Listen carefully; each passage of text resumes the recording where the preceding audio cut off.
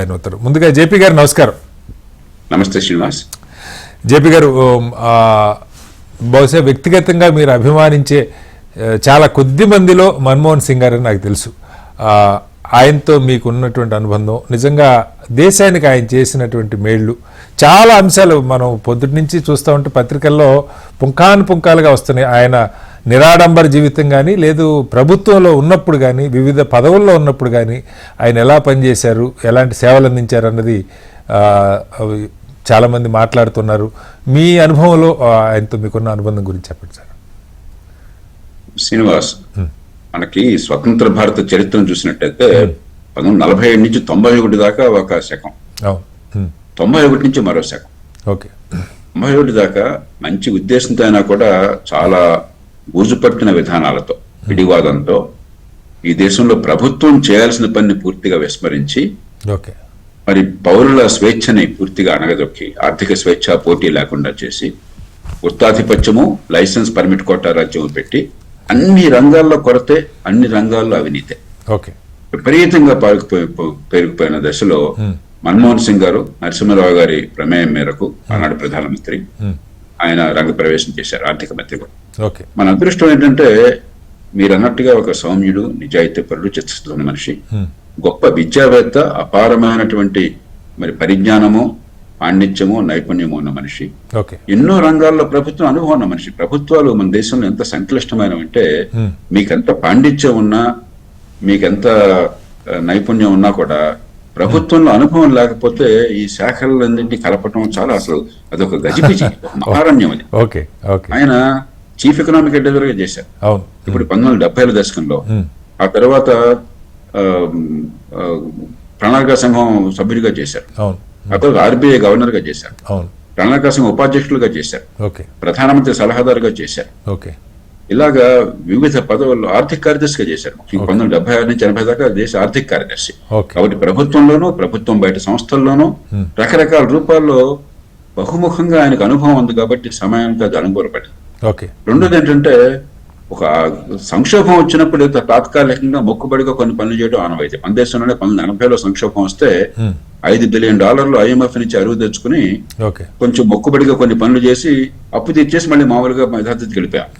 ఈసారి అట్లా కాదు. నరసింహారావు గారు రాజకీయ సంకల్పం, రాజకీయ కవచము, ఈయనకున్న నైపుణ్యము, ఈయనకున్నటువంటి పట్టుదల, ఈ కారణంగా చిత్తశుద్ధితో పరిమితమైనా కూడా నిజంగా దేశం దిశని పూర్తిగా మార్చారు. 180 డిగ్రీలు మార్చారు, న్యూట్రాన్ తీసుకున్నారు.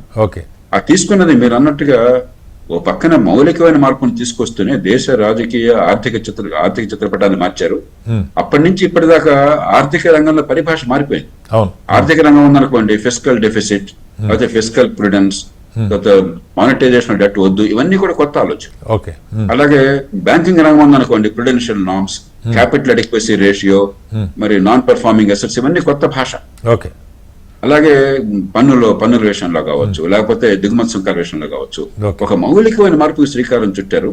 అది కూడా ఏంటంటే చాలా అనునయంగా, ఏదో ఆర్భాటము, గందరగోళము, పెద్ద ప్రచారము, పటాటోపం కాకుండా ఈ let the work speak for itself, అనునయంగా, పెద్ద మార్పు లేనట్టుగా, కన్సెన్షువల్, అందరినీ కలిపిపోయే తత్వంతో. నరసింహారావు గారు అదే తీరు, ఈయన అదే తీరు, ఇద్దరు అదే తీరు చేత నరసింహ గారు ఎప్పుడు అనేవారు, నెహ్రూ గారి ఆర్థిక విధానాలను సమూలంగా మార్చినా కూడా ఏమీ లేదయ్యా, నెహ్రూ గారి విధానాన్ని కొంచెం కొనసాగిస్తున్నాం అంతే అని చెప్పారు. అంటే ఆర్భాటం కంటే పని ముఖ్యం, లక్ష్యం ముఖ్యం. రెండోది మీరు ఇందాక అన్నారు, చాలా సరేనమాట, పని చేసే తీరు, నిజాయితీ. అసలు అంత నిరాడంబరత మన దేశంలో, చాలా దేశాల్లో మనం చూస్తాం. కానీ మన దేశంలో చిన్న పదవి ఉంటేనే, ఒక తహసీల్దార్ పదవి ఉంటేనే, మరి ఇంకొక చిన్న మున్సిపల్ కౌన్సిలర్ గా ఉంటేనే వాళ్ళంత ఆర్భాటము, హంగామా, అసలు బాడీ లాంగ్వేజ్ వేరుగా ఉంటుంది. అలాంటిది ఒక ఆర్థిక మంత్రి కానీ, ప్రధానమంత్రి కానీ ఆయనలో మన నమ్రత మీరు అసలు ఊహించలేరు. మనం ఆయనతో అనుబంధం ఏర్పడితే తప్ప ఊహించలేం.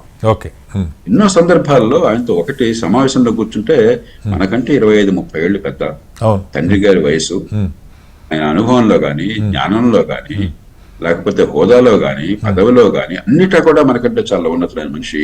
మీతో సమానంగా సంభాషించడం, మీ మాటను చాలా ఆసక్తిగా వింటాం. దానిలో పస ఉందనుకుంటే చాలా లోతుగా, ఆసక్తిగా వింటాం.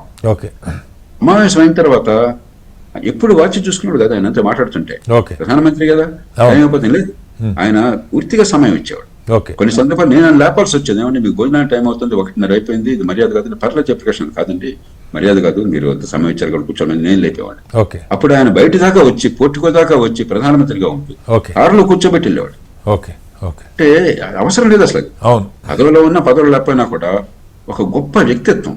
ఓకే. మూడోది స్వయం ప్రతిభతో ఒక పేద వర్గంలో, బలహీన వర్గంలో, మారుమూల పల్లెటూళ్ళు, ఆనాటి పాకిస్తాన్ లో పుట్టి ఆ తర్వాత ఇప్పటి భారతదేశంలోకి వలస వచ్చి మరియు స్కూల్కి వెళ్ళినప్పుడు ఆయన కొన్ని మైళ్ళు నడిచెళ్ళి వచ్చేవారు. అవన్నీ ఆయన గుర్తున్నాయి. అక్కడి నుంచి స్వయం కృషితో ఆయన మామూలు యూనివర్సిటీలో చదువుకుని అక్కడి నుంచి కేంబ్రిడ్జికి స్వయం ప్రతిభతో వెళ్ళి పూర్తి స్కాలర్షిప్ తో వెళ్ళి జీవితంలో అంచెలుగా ఎదిగారు. అంటే ఈ దేశంలో ఒక సామాన్యుడు కేవలం ప్రతిభ, పాండిత్యము, విద్య, నైపుణ్యం ఆధారంగా ఏ అండా లేకుండా, కుటుంబ నేపథ్యం లేకుండా, కులం లేకుండా, డబ్బులతో నిమిత్తం లేకుండా ఎదగడం సాధ్యమని రుజువు చేశారు. కాబట్టి ఎన్నో రకాలుగా ఆయన్ని మనం గుర్తుంచుకోవాలి. ఖచ్చితంగా ఈ దేశం ఇప్పుడు ఏంటంటే మన దేశంలో ప్రజాస్వామ్యాలు చాలా దేశాల్లో, మన అమెరికా దేశాల్లో చూస్తున్నాం. ఎంత ఆర్భాటం చేస్తే, ఎంత హడావిడి చేస్తే, ఎంత హోంకరిస్తే అంత గొప్పగా అనుకుంటున్నాం. అలా కాదు, గొప్పతనానికి చిహ్నం అమృత కూడా కావచ్చు. చేసినటువంటి పనులు సాధించిన లక్ష్యాలు చూడాలి కానీ ఆర్భాటం కాదు. మిత భాష అయినా, మృదు భాష అయినా కూడా గొప్ప నాయకత్వాన్ని ఇవ్వడం సాధ్యమని రుజువు చేశారు. ఖచ్చితంగా అది తరతరాలకు స్ఫూర్తినిస్తుంది. ఆయన లేని లోటు తప్పదు. 92 వయసు వచ్చిన తర్వాత ఇవాళ కాకపోతే రేపైనా తప్పదు. కానీ ఆయన జీవితంలో ఆయన మనందరికీ పంచిపెట్టినట్టు అనుభూతి కానీ, దేశానికి చేసిన మేలు కానీ ఈ జాతి చాలా కాలం గుర్తుంచు. ఆయన ఒక మాట చెప్పినట్టు పత్రికల్లో వస్తుంది సార్. అంటే ఒక ప్రెస్ మీట్ లో విలేకరులు చాలా కఠినమైనటువంటి ప్రశ్నలు అడుగుతున్న సందర్భంలో ఇప్పటి మీడియా లేకపోతే ప్రతిపక్షాలు నన్ను ఎంత విమర్శించినా చరిత్ర నా మీద దయ చూపుతుందని ఆశిస్తున్నాను అని చెప్పారని. చాలా పథకాలు ఇవాళ డైరెక్ట్ బెనిఫిట్ ట్రాన్స్ఫర్ కానీ, లేకపోతే న్యూక్లియర్ డీల్ కానీ, ఇతర అనేక అంశాలకి జేఎన్ఎన్యూఆర్ఎం కానీ, ఆధార్ కానీ, ఇవన్నీ కూడా రైట్ టు ఇన్ఫర్మేషన్ యాక్ట్ కానీ, ఇవన్నీ కూడా ఆయన ప్రధానిగా ఉన్నప్పుడు బహుశా మీలాంటి మేధావులు చాలామంది కూడా ఒక బృందంగా కూడా కలిసి పనిచేయటం, మంచి అంశాలన్నింటినీ అమల్లోకి తీసుకురావటంలో నిజంగా అంటే మీరు చాలా నాకు తెలిసి కొన్ని 10 సార్లు పైగానే కలిసి ఉంటారు ఆయనతో చర్చలు చేసి ఉంటారు. ఏంటి అసలు ఎలా అనిపించింది సార్? మీరు అన్నది పూర్తిగా వాస్తవం. చరిత్ర ఖచ్చితంగా ఆయన్ని చాలా గొప్పగా గుర్తుంచుకుంటుంది. ఎందుకంటే ఈ రాజకీయ వేడిలో మనకి ఎన్నికల్లో గెలుపు మాత్రమే గొప్పతనానికి చిహ్నంగా ఉన్నటువంటి పరిస్థితుల్లో ఆయన ఏ ఎన్నికలను గెలవాలి. అవును, అది గొప్పతనానికి కనుక తార్కాణం అయితే ఆయన గొప్పతనం లేదు. కానీ సాధించిన ఫలితాలు, జీవించినటువంటి జీవితం గనక గొప్పతనం తార్కాణం అయితే ఖచ్చితంగా చరిత్ర గుర్తుంచుకుంటుంది. కాబట్టి ఆయన అన్నమాట పూర్తిగా వాస్తవం. ఆయన పదవిలో ఉన్నప్పుడే కాదు, పదవులు లేనప్పుడు కూడా ఆయన రాజ్యసభలో ప్రతిపక్ష నాయకుడిగా ఉంటాం. మీకు గుర్తుందా, మనం అంతా కూడా నేర చరిత్ర వివరాలు బయటపెట్టడం కోసం చెప్పిన కృషి చేస్తాం. అది దేశంలో పెద్ద కుమారాన్ని సృష్టించింది. దాని మీద సుప్రీంకోర్టు దాకా వెళ్తే సుప్రీంకోర్టు ఎన్నికల సంఘమే సేకరించాలన్నది. పార్టీలన్నీ వ్యతిరేకించినాయి. చివరి కాంగ్రెస్ పార్టీ తరఫున నాడు ప్రణబ్ ముఖర్జీ గారి పాల్గొని ఆయన వ్యతిరేకించారు. ఏంటి వీళ్ళెవరు అన్నటువంటి పార్టీలు మేము చెప్పేది బయటకని చెప్పాను. కమ్యూనిస్ట్ పార్టీలు వ్యతిరేకించినాయి చాలా ఆశ్చర్యంగా. పార్టీలు మామూలు వాడు శాసించేది అని చెప్పాను. అప్పుడు మన్మోహన్ సింగ్ గారిని కలిశాను రాజ్యసభలో. ఆయన ఆనాడు కాంగ్రెస్ పార్టీ నాయకుడు అనమాట, ప్రతిపక్ష నాయకుడు. ఆయన చేంబర్స్ లో యాంటీ చేంబర్ లోకి వెళ్ళి కలిసి మాట్లాడాను. నేను ఆయన చెప్పాను, ఇప్పుడు మీరు పొనుకోపోయినట్టు అట్లాగా ఇంకొక అవకాశం వచ్చింది చిన్నది, దాన్నన్నా పొనుకోపోతే కాంగ్రెస్ పార్టీ ప్రధాన ప్రతిపక్షంగా మీరు గట్టిగా చూసుకోవాలంటే అప్పటికే ప్రణబ్ ముఖర్జీ గారు అఖిలపక్ష సమావేశంలో దాన్ని వ్యతిరేకిస్తూ మాట్లాడారు కాంగ్రెస్ పార్టీ. ఆయన నాతో అన్నారు, సభానాయకుడు ఆయన ప్రణబ్ ముఖర్జీ కాదు రాజ్యసభ. కానీ ఆయనకి మన్మోహన్ సింగ్ గారు ఏదో వేరే కార్యక్రమాల్లో బిజీగా ఉంటుంది, కమిటీ మీటింగ్ అక్కడ బిజీగా ఉంటుంది చేత ఆయన వెళ్ళలేకపోయినాను. ఆ కారణంగా నేను వెళ్ళలేకపోయినాను. ప్రణబ్ ఎందుకు అలా చెప్పారో తెలియదు నాకు అని. మామూలుగా ఆయన చాలా రెటిసెంట్, తొందరపడి మాటలు ఇవ్వటం అలాంటిది ఉండదు అన్నా. నాకు నిర్దిష్టంగా మాట్లాడారు, జయప్రకాష్ నేను పార్టీ అధ్యక్షులతో మాట్లాడి 100% మీరు అన్నది చేస్తాను, చేసి చూపింటారు. 3 రోజుల్లో సోనియా గాంధీ గారి నుంచి స్వయం దస్తూరితో నాకు లెటర్ వచ్చింది, ఆవిడ సంతకం. దాన్ని పూర్తిగా సమర్థిస్తూ. అట్లాగే ఈ 99వ రాజ్యాంగ సభ, ఇది నేషనల్ జ్యుడిషియల్ కమిషన్, ఇద్దరు ప్రధాన న్యాయమూర్తులను తీసుకుని నేను కలిసినప్పుడు కమిటీని ఏర్పాటు చేశాను. ఆయన ముందే పూర్తిగా వివరాలు చెప్పాను. ప్రధానమంత్రి గారికి ప్రతి అనుక్షణం కూడా ఏం చేస్తున్నాము, ఇప్పుడు దేశంలో ఉన్నత న్యాయస్థానాల్లో న్యాయమూర్తుల నియామకం కోసం ఎలాంటి మార్పులు కావాలి, దానికి న్యాయమూర్తుల సమావేశంలో జస్టిస్ వెంకటాచలయ్య గారు, జయశర్మ గారు, కృష్ణాయ్య గారితో కలిసి ఏర్పాటు చేస్తున్నాం చెప్పి పూర్తిగా ప్రతి వివరంగా ఆయనకు తెలుసు. అంతే అయిన తర్వాత వారిద్దరితో కలిసి నేను వెళ్ళాను. వెంటనే సానుకూలంగా తీసుకున్నారు. వెంటనే దానికి ఏర్పాటు చేయమని చెప్పి ఆదేశించారు. అలాగే మీకు గుర్తుంటుంది తెహల్కా స్కామ్ వచ్చింది. ఆ స్కామ్ వచ్చినప్పుడు అందరూ సరే జైల్లో పెట్టడం మామూలుగా మన దేశంలో ఏదైనా గొడవ రాగానే ముందు జైల్లో పెట్టేది అని చెప్పని. ఇప్పుడు మనం లోక్సత్తా నుంచి వాదించింది ఏమిటంటే, సరే మీరు పెట్టేది పెట్టడం జరిగే పని కదా, అది కనీసం దీన్ని అవకాశంగా తీసుకుని పార్టీల నిజాయితీ అయినటువంటి ఖర్చు కోసం నిజాయితీగా డబ్బులు ఏర్పాటు చేయాలి. ఆయనతో కూర్చుంటే అప్పుడు కాంగ్రెస్ పార్టీ ఆ కారణంగా ఆయన అధ్యక్షుడిగా ఒక కమిటీ ఏర్పాటు చేసింది. మనం ఏదైతే ప్రతిపాదించామో దాన్ని ఆయన పరిశీలించి దాన్ని ఆయన పార్టీ నివేదిక ఇచ్చారు. పొలిటికల్ ఫండింగ్ బిల్ అని మీరు తీసుకొచ్చిన ఆ పార్టీ నివేదిక అంటే కాంగ్రెస్ పార్టీ అంతర్గత పార్టీ నివేదిక ఇచ్చిన దాన్ని ఎన్డీఏ ప్రభుత్వం ఉప్పు నిప్పు ఇతరక పడదు అప్పుడు ఇప్పుడు కూడా మనకు తెలిసింది. ఎన్డీఏ ప్రభుత్వం యథాతథంగా ఆమోదించి ఏకగ్రీవంగా పార్లమెంట్ చట్టం చేశారు. కాబట్టి అధికారంలో బయట కూడా నిశ్శబ్దంగా లేకుండా ఆర్భాటం లేకుండా ప్రతి విషయంలో కూడా చాలా లోతుతో దేశంలో మార్పు కోసం నడుం కట్టిన మనిషి. పార్టీలకు అతీతంగా నాకు బాగా గుర్తున్నది. మరి అందరూ చెప్పుకుంటారు బీజేపీకి ఆయనకి పడదు, మోదీ గారికి ఆయనకి పడదని చెప్పి. ఆనాడు నర్మదా బచావ్ ఆందోళన పేరుతో సోదరు మేధా పాట్కర్ చాలా ఉద్యమం చేశారు. నేను దానికి వ్యతిరేకం మొట్టమొదటి చెప్తుండేవాడిని. మనకి ఋతుపవనాలు ఉన్న దేశంలో మనకి పెద్ద ప్రాజెక్టులు అవసరము, నీళ్ళను మనం నిల్వ ఉంచుకోవాలి, దాన్ని ఉపయోగించుకోవాలి నీళ్లు లేని కాలంలో. అది లేకపోతే సాగునీరు ఉండదు, తాగునీరు ఉండదు, మరి పట్టణాల నగరం నరకం అవుతాయి, పారిశ్రామికీకరణ ఉండదు. అయితే రైతుల ప్రయోజనాలు కాపాడాలి. ఈవిడ మేధా పాట్కర్ గారు పెద్ద ఉద్యమం చేశారు. ఇది నిరాహార దీక్ష, ఆమరణ నిరాహార దీక్ష. ఆ రోజుల్లో ఇంకా సోషల్ మీడియా ఇవన్నీ లేవు. లేకపోయినా కూడా పత్రికల్లో ఫ్రంట్ పేజ్ అంతా అదే, ఢిల్లీలో ఆవిడ ఆమరణ నిరాహార దీక్ష, అక్కడి నుంచి మహానటులంతా వెళ్ళిపోవటం. నేను ఆయన ఏ కారణంగానే ఆ రోజు కలిశాను. కలిసిన రోజున పతాక శీర్షికల్లో అమెరికా ఆవిడని కలిశాడు. ఫ్రంట్ పేజ్ పెద్ద పేపర్ ఫోటో ఇలా వచ్చింది. మన్మోహన్ సింగ్ గారు కలిగిన ఆయన నాతో అన్నారు, జయప్రకాష్ నాకు 3 రోజుల నుంచి ఒక అన్నం ముద్ద కూడా దిగలేదు, చాలా ఆందోళనగా ఉంటుంది. మీకు ఎందుకని అంత ఆందోళన ఉందంటే ఇదిగో ఈ సంగతి, ఇది మేధా మంచి అమ్మాయి నాకు తెలుసు, కానీ ఆవిడ ఆందోళన తప్పది, ఆవిడ చేస్తున్నటువంటి డిమాండ్ చాలా తక్కువ, ఖచ్చితంగా ఈ ప్రాజెక్టులు అవసరం, అదే సమయంలో రైతులకు కూడా న్యాయం జరగాలి, మరి ఏం చేయాలో తలపెట్టుకుంటున్నా అన్నారు. మీరు ప్రధానమంత్రి, మీరంత నిరాశగా ఉండాల్సిన అవసరం ఉంది, మీరు అన్నది 100% వాస్తవం, మీరు గట్టిగా మీరు పట్టుబట్టి దీన్ని నాయకత్వాన్ని ఇవ్వండి అని చెప్పంటే, అంటే ఏం చేద్దామన్నారు. అంటే మీరు ఆల్ పార్టీ మీటింగ్ పెట్టండి, ఆల్ పార్టీలో అందరూ అంగీకరిస్తారు, నాకు ఆ విషయం తెలుసు, దాన్ని తీసుకుని వెంటనే దేశాన్ని అడ్రస్ చేయండి మీరు లైవ్ టీవీలో, దేశం అంతా కూడా అన్ని ఛానల్స్ మీకు లైవ్ టీవీ ఇస్తాయి, 4 గంటల్లో ప్రజలందరూ పక్కన బలుగుతారంటే ఆయనకి లక్షణం అది కాదు. ఆయన ఏంటో కొంచెం వెనకుండి రాష్ట్రం. అలాగా చెప్పి మీరు సాయం కావాలన్నారు, ఐ నీడ్ ఏ ఫేవర్ అన్నారు. ఆయన నుంచి ఆ మాట సంవత్సరం లేదు ప్రధానమంత్రి నుంచి, I need a favour from you అన్నారు. ఏమిటని చెప్పంటే, నేను ఒక కమిటీ ఏర్పాటు చేస్తాను, సుప్రీంకోర్టులో కేసు ఉన్నది, డ్యామ్ హైట్ పెంచాలా వద్దా అని చెప్పని, మీరున్నట్టయితే ఆ కమిటీ వేగంగా పనిచేస్తుంది, న్యాయంగా పనిచేస్తున్న నమ్మకం నాకున్నది, కాబట్టి మీరు ఉంటానని ఒప్పుకుంటే కమిటీ వేస్తాను, వెంటనే రిపోర్ట్ వచ్చి ఏర్పాటు చేయండి మీరు అని చెప్పంటే, మరి ప్రధానమంత్రి గారు మీరు తేలిగ్గా చేసే పని కానీ ఈ మార్గం అయితే అదే సరే అని చెప్పి కమిటీ ఏర్పాటు చేస్తే 35 రోజులు రిపోర్ట్ ఇచ్చాము, వెంటనే సమర్పించారు. మీకు గుర్తించారు, డ్యామ్ హైట్ పెరిగింది, అప్పటి నుంచి ఇప్పటిదాకా మళ్ళీ నర్మదాకు వచ్చి దేశంలో చర్చలు శాశ్వతంగా, అంటే ఏ గందరగోళం లేకుండా, ఆర్భాటం లేకుండా, అరెస్టులు లేకుండా సమస్య పూర్తిగా శాశ్వతంగా పరిష్కారం. అది అక్కడ గుజరాత్ ప్రభుత్వం వేరు, నరేంద్ర మోదీ గారు బీజేపీ అని చూడాల, ఈ దేశము దేశ ప్రజలను చూశారు.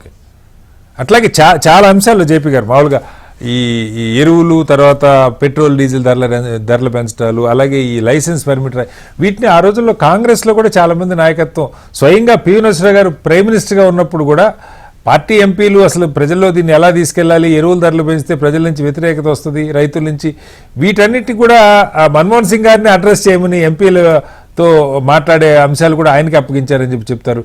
ఎట్లా అంటే పార్టీ మీద పట్టు లేని నాయకుడు ఏ రకంగా హ్యాండిల్ చేయగలుగుంటారు? చాలా ముఖ్యమైన మాట చెప్పారు.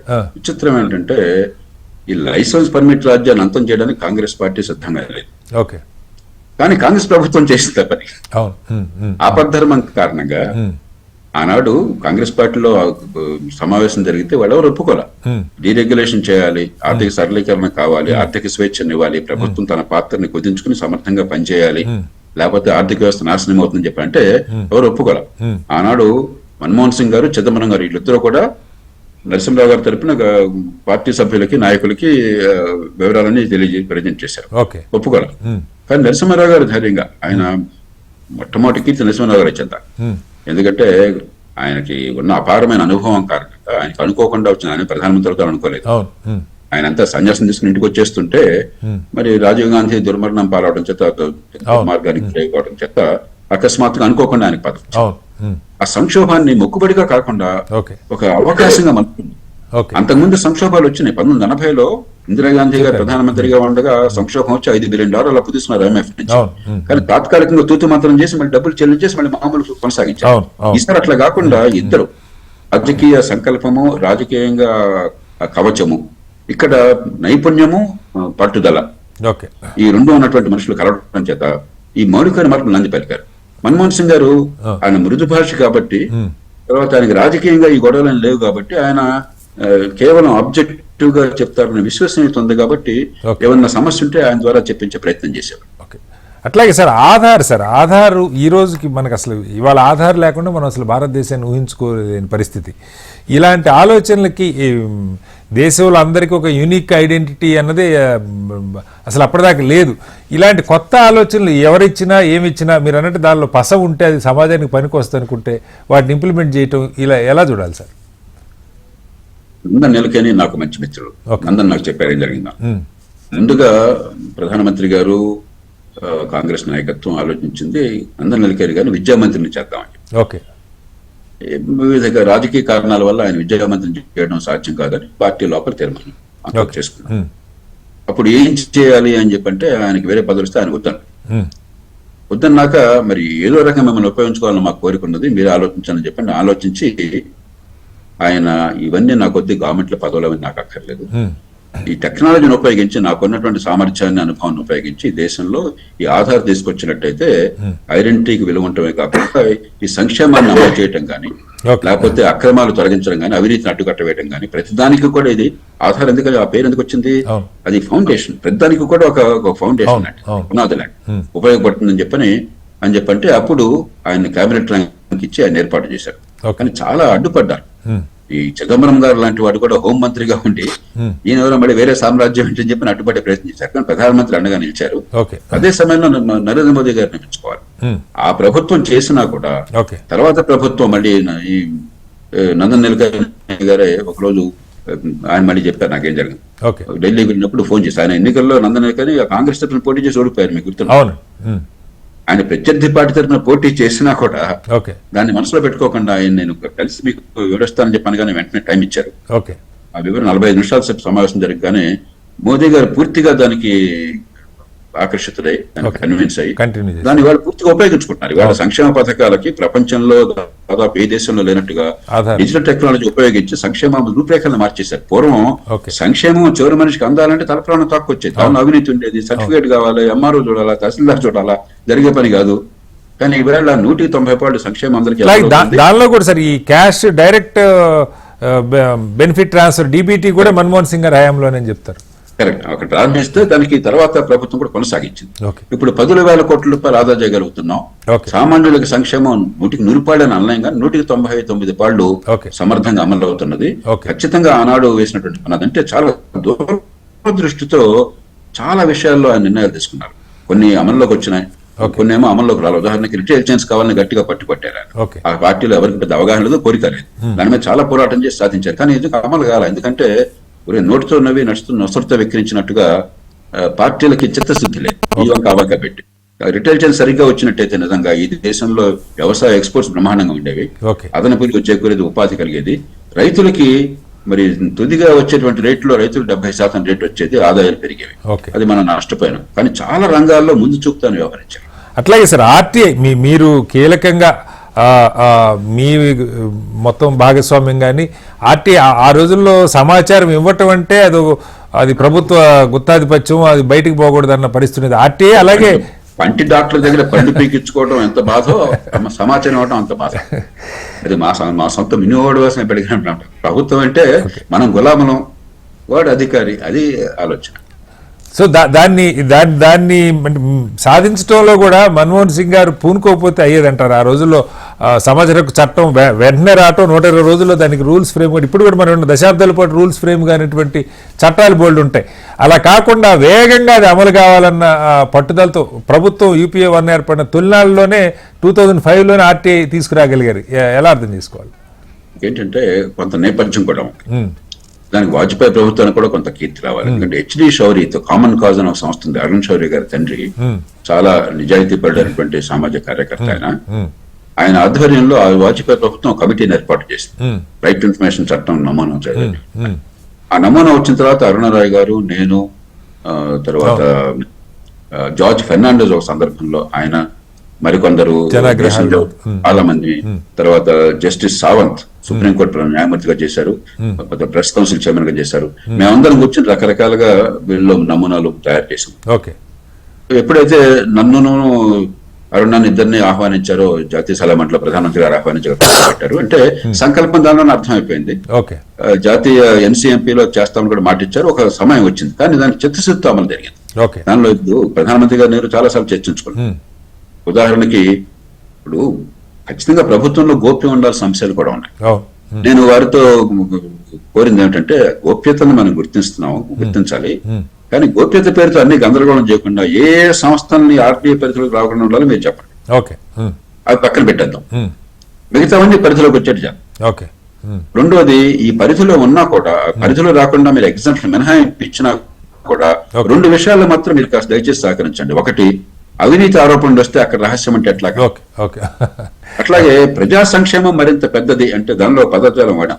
ప్రొటెక్టెడ్ ఇంట్రెస్ట్ కంటే పబ్లిక్ ఇంట్రెస్ట్ కనుక ప్రధానమైనట్టయితే అక్కడ సమాచారం ఇవ్వాలి. అది ఏంటన్నది వ్యాఖ్యానం రేపు కోర్టులో లేకపోతే ఇన్ఫర్మేషన్ కమిషన్ చేస్తారు. ఇవన్నీ మన్మోహన్ సింగ్ గారు పూర్తిగా ఆమోదించి నమూనా రూపకల్పన చేశారు. ఒక విషయంలో నేను రాజీ పడ్డాను.